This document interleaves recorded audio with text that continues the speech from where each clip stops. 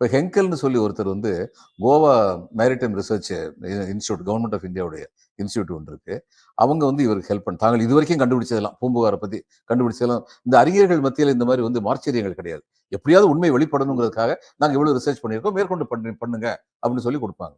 இப்ப இவர் போய் இதுல இருந்து பூம்புகார்ல இருந்து ஒரு 15 மைல் தள்ளி, ஒரு 15 கிலோமீட்டர் 15 மைலோ தள்ளி ஒரு பெரிய ஸ்ட்ரக்சர் ஒண்ணு கண்டுபிடிச்சார். எழுதியிருக்காரு, தன்னுடைய நூல் எழுதியிருக்காரு. அந்த ஸ்ட்ரக்சர் வந்து ஒரு பெரிய மண்டபம் மாதிரி இருந்தது. விசாலமா இருந்தது. தூண்கள்லாம் இருந்தது. சுவர்கள், தூண்கள் இது மாதிரிலாம் இருந்திருக்கும் அப்படிங்கிறதுக்கான அடையாள கூறுகள் இருந்தன. அதுல இருந்து கொஞ்சம் பகுதி எடுத்து வந்து கார்பன் டேட்டிங்க்கு அனுப்புனார். கார்பன் டேட்டிங்ல வந்து என்ன சொன்னாங்க, இது 15,000 ஆண்டுகளுக்கு முற்பட்டதுன்னு சொன்னாங்க.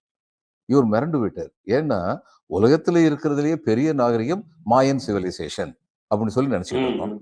அந்த மாயன் சிவிலைசேஷன் 10,000 வருஷத்துக்கு முற்பட்டது. 15,000 வருஷத்துக்கு முற்பட்டதுன்னா என் டெஸ்ட்ல தப்பா போச்சோன்னு அவரையே மாறி இருக்க இன்னொரு கடல் ஆய்வாளர்